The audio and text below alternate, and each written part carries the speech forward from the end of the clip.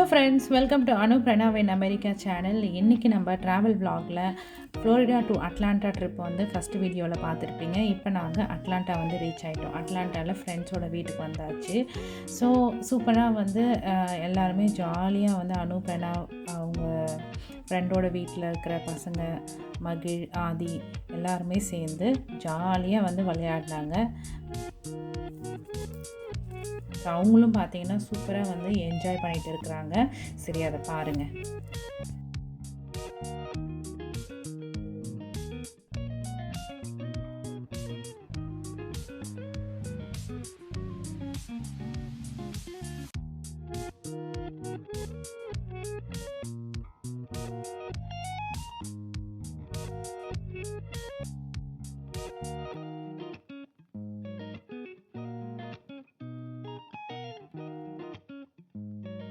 குட்டீஸ் எல்லாருமே வந்து விளையாடிட்டு இருந்தாங்க. நாங்கள் பெரியவங்க எல்லாருமே என்ன பண்ணோன்னா, மாநாடு படம் வந்து அந்த டைமில் வந்திருந்தது. ஸோ நியர்லி பார்த்திங்கன்னா நான் வெக்கேஷன் போனது வந்து டிசம்பர் மந்தில் வந்து வெக்கேஷன் போயிருந்தேன். அதை எடிட் பண்ணி போடுறதுக்கு ரொம்ப நாள் ஆகிடுச்சு. மாநாடு படம் வந்து நாங்கள் வந்து பார்த்துட்டு இருந்தோம். அப்புறம் பிக் பாஸ் இதெல்லாமே வந்து பார்த்துட்டு இருந்தோம். அந்த டைமில் கிட்ஸ் எல்லாருமே ஜாலியாக வந்து அவங்க வந்து விளையாடிட்டு இருந்தாங்க.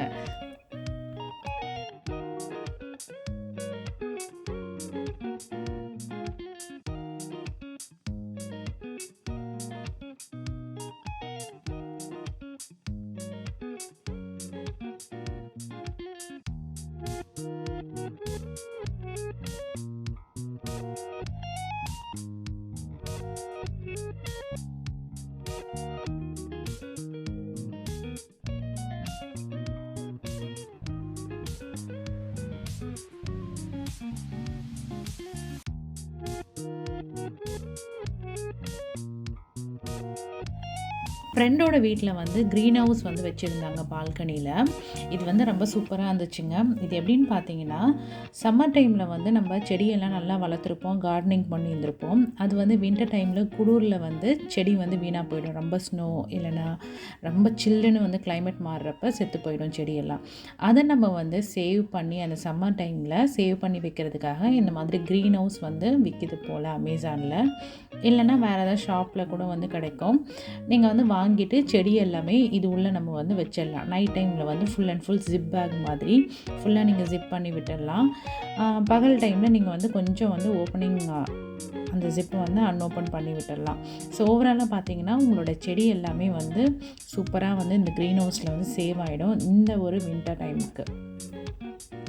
பாருங்கள், நிறைய செடி இவங்க வச்சுருந்தாங்க. அதில் வந்து இந்த செடி எல்லாமே வந்து அவங்க சேவ் பண்ணி வைக்கிறாங்க அந்த க்ரீன் ஹவுஸில்.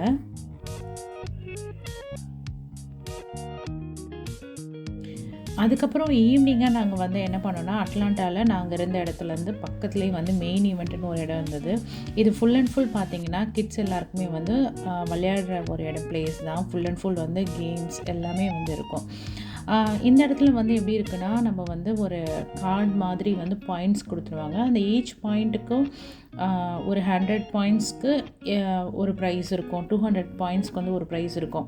ஸோ நீங்கள் வந்து நிறைய பேர் வந்து போகிறீங்கன்னா ஒரு 200 பாயிண்ட்ஸ் வந்து $100 கம்மியாக தான் இருந்தது. ரீசார்ஜ் பண்ணிக்கலாம். ரீசார்ஜ் பண்ணிவிட்டு அந்த கார்டை எல்லா இடத்துலையுமே நீங்கள் வந்து யூஸ் பண்ணிக்கலாம். யூஸ் பண்ணிவிட்டு ஒரு கேம்ஸும் விளையாடலாம். நிறைய கேம்ஸ் இருந்தது. எல்லா கேம்ஸும் பார்த்திங்கன்னா கிட்ஸ்க்கு வந்து ரொம்ப ரொம்ப பிடிக்கிற மாதிரியே எல்லா கேம்ஸுமே இருந்தது. இந்த கிட்ஸ் மட்டும் இல்லாமல் நாங்களும் கூட சேர்ந்து விளையாடிட்டு இருந்தோம். அந்தளவுக்கு வந்து நல்லா இருந்தது கேம்ஸ் எல்லாமே.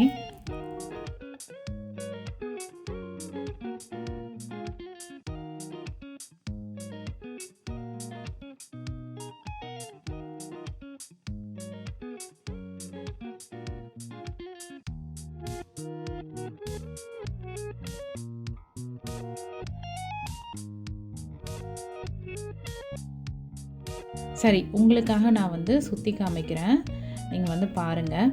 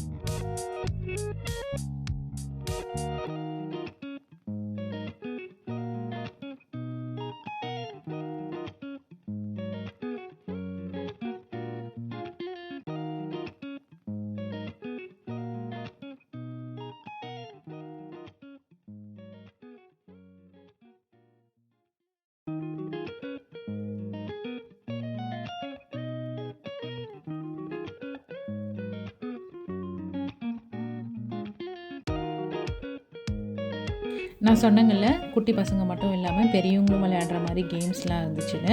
ஸோ இதுதான் வந்து அந்த கேம் ஐஸ் ஸ்கேட்டிங் இருந்தது. இதே மாதிரி நிறைய கேம்ஸ் இருந்தது. இதெல்லாம் பார்த்தீங்கன்னா ஐஸ் ஸ்கேட்டிங் நேராக விளையாடினா எப்படி நம்மளுக்கு ஃபீல் ஆகுமோ அதே மாதிரி கேம்ஸாக இங்கே வந்து அந்த மெஷின் மேலே வந்து இருந்துட்டு நம்ம விளையாடுவோம். ரொம்ப சூப்பராக இருந்தது, பிடிச்சிருந்தது எல்லாருக்குமே. குட்டி பசங்க எல்லாருக்குமே இந்த மாதிரி game section full and full வந்து நாங்கள் விளையாட விட்டுட்டோம். பெரியவங்க நாங்கள் வந்து பவுலிங் விளையாடலாம் அப்படின்னு சொல்லிட்டு டிசைட் பண்ணிவிட்டு பவுலிங் வந்து இங்கே மெயின் ஈவெண்ட்டில் எப்படி இருந்ததுன்னா ஒரு 1 ஹவருக்கு எனக்கு தெரிஞ்சு $50 $30 ஏதோ தான் இருந்தது. இது மட்டும் இல்லாமல் ஷூஸ்க்கு வந்து நம்ம தனியாக வந்து பே பண்ணி ஷூஸ் வந்து வாங்கிக்கணும். ஷூஸ் இங்கே வந்து இருக்கும். நம்மளோட சைஸ் என்னவோ அந்த ஷூ வந்து எடுத்து நம்ம வந்து வாங்கிக்கலாம். இந்த பவுலிங் விளையாடுறதுக்கு ஷூஸோடு தான் விளையாடணும், அதான் சேஃபர்ன்றதுக்காக. அதுக்கப்புறம் எல்லாருமே சேர்ந்து பவுலிங் விளையாடணும். ரொம்ப ஜாலியாக இருந்தது. கிட்ஸும் வந்து சேர்ந்து விளையாடினாங்க. ஸோ ரொம்ப சூப்பராக வந்து என்டர்டைன்மெண்ட்டாக வந்து இருந்தது அட்லாண்டா ட்ரிப் எங்களுக்கு. ஸோ அட்லாண்டாவில் என்னென்ன பண்ணோம் அப்படின்றது வரப்போகிற விலாகில் வந்து பார்ப்போம்.